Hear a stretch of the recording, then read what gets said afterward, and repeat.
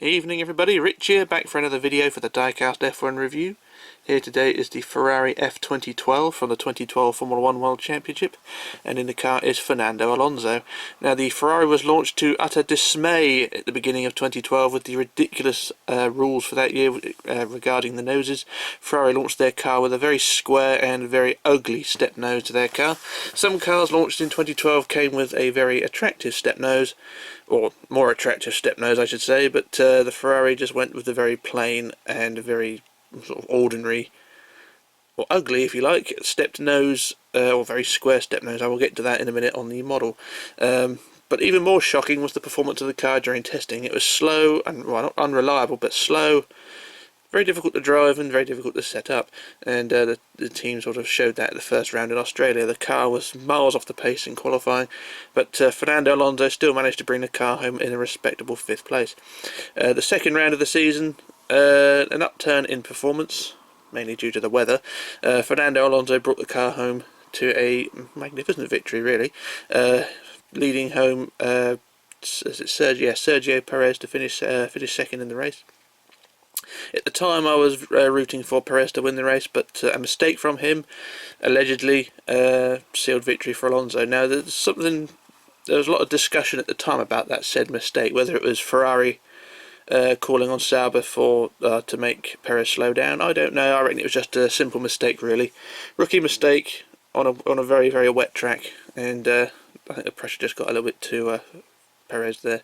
But yeah, it was a fine drive from both drivers nonetheless, and so that was victory number 1 of the year, and the first of 3 wins for the car, or for Fernando, during the year, and was eventually a title contender right up to the last minute.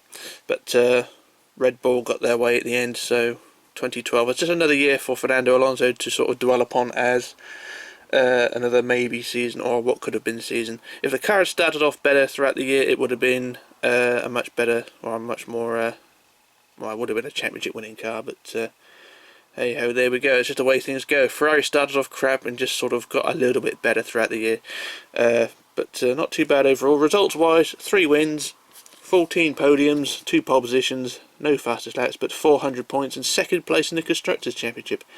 They even beat McLaren, which sort of dwindled a bit during the year. McLaren had their problems, Red Bull had their problems, and it really was a season at the beginning of the year that no one really deserved the championship, because it was only Fernando Alonso at the 8th round of the season was the first driver to actually win 2 races in 2012. At the 8th round there were 7 winners from 7 races, which was a season to remember really for a lot of things. But towards the end of the year it sort of petered out towards just 2 drivers. But yeah, 2012 was an unusual year for Formula 1. It's just the rules on the noses that make things look a bit weird. Like I say, there's some cars managed to pull off the step nose with a bit of aesthetic pleasantness. I think the Caterham, in my opinion anyway, the Caterham looked best with the step nose. It sort of made it look like a gharial, an alligator, crocodile thing with a long snout. Yeah, it looked like a gharial. I think Force India had an interesting nose. Williams wasn't too bad. Williams sort of went with the same concept as Ferrari, but sort of made it look a bit more elegant. And I think Lotus had an interesting nose as well, but Ferrari just went with a very plain wedge shape to theirs, and that was that.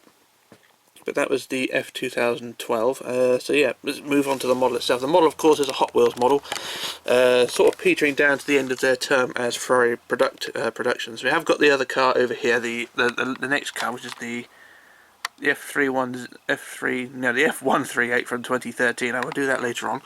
We're focusing on the 2012, of course. And compared to the 2009 Ferrari, which I reviewed a couple of days ago, it is a much better looking model. There's a lot more detail on this one. So I'll just bring the box in a bit closer. The first thing I'll point out is the nose. You can't really see it very well at this point, but all I get is a reflection of the bloody tripod. Yeah, the nose is there, as you'd expect. And I can't really see much about that, but we've got the other thing about Mattel models is their tyres. Once again, this is the base model as well. This is not an elite version. This is the base model, and it does come with the usual shiny, not very pleasant looking tyres, as you can see there. So shiny, unpleasant, and with a join groove in the middle. So that's that. So, but overall though, the car is a very decent model in my opinion. I mean, even though it's ugly with that nose, it is still a very solid model. So there we go, and a very sculpted side pods. Of course, this is based on the early season, so the side pods, you can see down here with the exhaust pipes inside the side pods, they did change quite a bit during 2012. So this is just the base model from, say, the first race.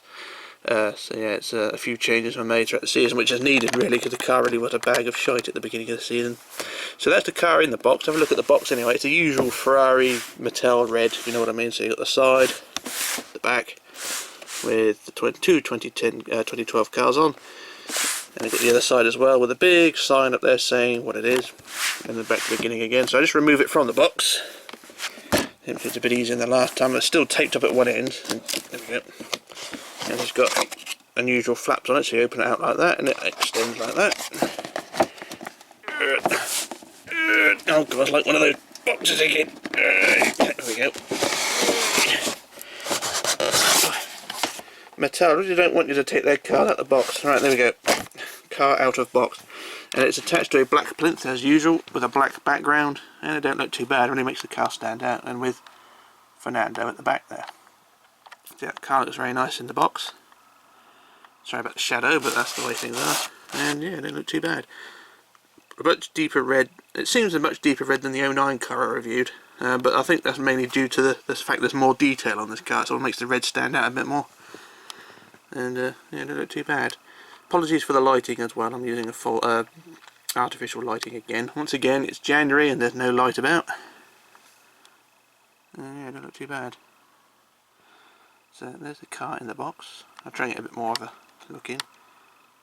And yeah, it's nice shiny red. Helmet could probably do with a bit more detail, but that's no big deal. And yeah, there we go.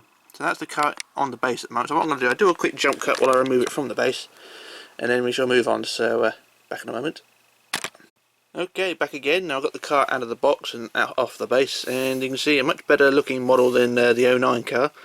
Detail wise, I wouldn't recommend looking at that nose though. It is quite offensive to my eyes, that nose. But I'll have a quick look at it anyway. So I look at it from front on. You can see very wide. Doesn't look too bad from this angle. You can't really see the shadow that makes it sort of stand out, but from the front it don't look too bad. It's when you get to the side and angles like that, it sort of looks a bit garish. But you know, if you have it on display, it's not going to look too bad. But there we go. It's a very short nose as well. I mean, the front of the front wing does stick out a lot further than the nose itself. Something else I don't like, when you have a raised nose, I always like to have the nose further forward than the front wing. That's just my opinion anyway. But yeah, that's something that I complain about. But there we go. We've got the little antenna here, which is now made out of wire, which is something that was, I think this was first brought out on the 09 car. This piece of wire used as the antenna there. It's very sharp as well, so you don't want to rest your finger on that. Anyway, we have a look around the car nonetheless. You've got the front wheels, of course, front suspension, which is a bit loose. At the front wheels there, you can see the right front there is a bit loose compared to the left one. But the steering does work. Typical Mattel, usually getting things right. And yeah, I think it's using, is it pull rod suspension? I can't really tell. Where's the rod on this car? I can't really. Yeah, it's using. You can see the pull rod in between there. It's a pull rod suspension car. Can't really see very well, but apologise there. And yeah, so there's not a bad thing there. So I'll look around the back. Something we've not looked at yet. So I was pointing out the exhaust pipes on this car a minute ago. So look on the back there. You can see the exhaust pipes just in the bulbous bodywork here. This was something that was only used for a few races, then it was changed later on because the car was constantly in development. So you can just see the exhaust pipes in there. It's the same on the other side. Can't really get a good angle on it to see, but it's something that changed throughout the year. It's a very flowy rear end if you look at the car from above. Very elegant looking side pods. I mean, it's very nicely sculpted. It's just a shame they couldn't use it all through the year, but you know, that's development of Formula 1. Obviously it didn't work to begin with, so they changed it. So I look through the rear wing. We've got the usual gaff down here. Very fat rear wing end fences. That's just usual Mattel. Quality wise, it's not too bad. It's very sturdy. But with usual models at this time, you got the grooves in the rear wing end fences at the top there, but they're not actually see-through. They're just sort of moulded into the plastic. And also the same with the gills down below. They're just very stiff plastic. Nothing really to shout about there. So yeah, it's basic detail, but it's not too bad. I don't think it really changed much to the Elite model either. I just think it's sort of something they left on. But hey ho, there we go. But yeah, so have a quick look underneath the car as well. I've got the usual gubbins under there, got the usual diffuser. Looking forward, all the writing on the bottom. I mean, there's a lot of guff there to read, but I'm not going to bother reading it. We've got the plank under the front wing. It's fairly basic, but you know, it's not exactly something you're going to look at under there. That's the underside of the car. And a quick look in the driver's cockpit as well. Ooh, it's quite a heavy model as well. I will admit this is quite a hefty model as well. I mean, I know towards the end of the decade, the 09s, sort of at 2010 onwards, the car did get a lot bigger, and this thing is really heavy. So it's a chunky model, and I will admit that. So yeah, definitely one for the heavy people. So there we go. There's the cockpit details. Steering wheel moves, of course, and the wing mirrors. Although I think they're a sticker still, they are more reflective than usual. So that's not a bad thing there. So a lot of engineering went into this model. I'm not going to say it's a bad model this time. The 09 car was, because it's just a lack of detail on it, but they have sort of pulled out all the stops of this one with what they have, because I know they did release an Elite version, which is sort of at £11 million in price comparison. So yeah, the Elite version tends to come with scrub tyres, carbon detailing, proper seat belts, and a few other bits as well. But yeah, I think it was this car and the 2013 one they released as an Elite, as well as 2010 and 2011. I think it's basically the Alonso era they released the Elite version. I don't think they've done a 2014 Elite version. It's hard to tell with 2014 car though, because it's such a rare model, but there we go. And again, another profile along the front. So look at the front wing here, something which I usually do. So we've got the front wing there, all the cascades and that. It's a single, well, the main plane of the front wing is a single moulded piece. As you can see, there's no gaps between the front wing elements, so that is a single moulded piece. Now we've got the end fence. The end fence is here with the extra cascade there, so, or winglet. That's a separate moulded piece. But to the front wing, the main plane is a single piece. It's the same with the rear wing as well. That's a single piece there. You have got the DRS mechanism there, which is basically modelled as a lump of plastic. So yeah, there's not a lot of detail in terms of wings, but overall aesthetics ain't too bad. You can sort of do a little bit of painting to it if you want to. If you're skilled in that way, you can sort of make a bit more detail to it. But personally, it just sits in the box, so it's not going to be a big eyesore. But overall, I would recommend this model if you're a Ferrari collector. If you're a fan of Formula 1 aesthetics, then don't go for this thing. So it's not a pretty car in terms of front. The nose itself, you know, is what turns it down. The rest of the car is fine. I mean, the sculpt of the side pods, if you look at them from the top, the side pods are very nicely sculpted and real nice thing to look at. But it's just the front nose of the car which sort of lets it down. But then again, that was 2012. Formula 1 did go through a sort of funny phase. That's all to do with just lowering the nose, but keeping the chassis high. Some teams did pull it off properly, like McLaren and Mercedes, by lowering their chassis, but you know, this is the way things went, wasn't it? I mean, 2013 they brought in the vanity panel, which covered up the step in the nose, but that's it really. It's just a covered up the step in the nose temporarily until 2014 came along, when then everyone had to drop their noses, and that's a whole different ball game when it comes to noses. 2014, Ferrari being the most the biggest culprit of 2014 as well in terms of noses, as well as catering, but that's for another day. To be honest, I don't actually have the 2014 Ferrari, so there we go. That's something that's going to be an ongoing saga, but there we go. Price wise for this car, I don't think it's a particularly rare car. 2012 Ferrari, and I was just trying to think.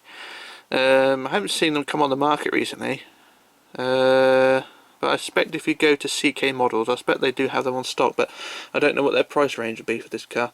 The 2011 Ferrari is a bit more, or better, I won't say better looking. It's a better looking car, but it's not as rare, or it's more common. I didn't think this car was rare, but it's just not very common.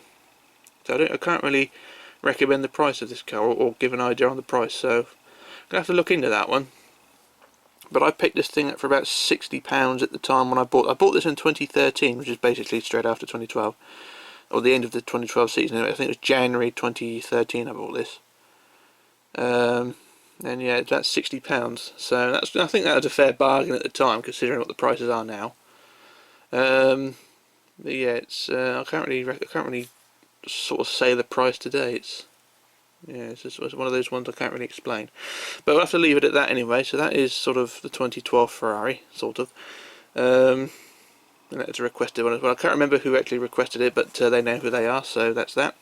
We'll do the 2013 Ferrari next, which is a much better looking car, and a sort of a step in a different direction really, but that's for another video. So we'll leave it at that. So that's the F2012. One more look over the top, and we'll leave it at that. So this is Rich signing off, logging off and disappearing, and I shall return with another video soon. So bye for now.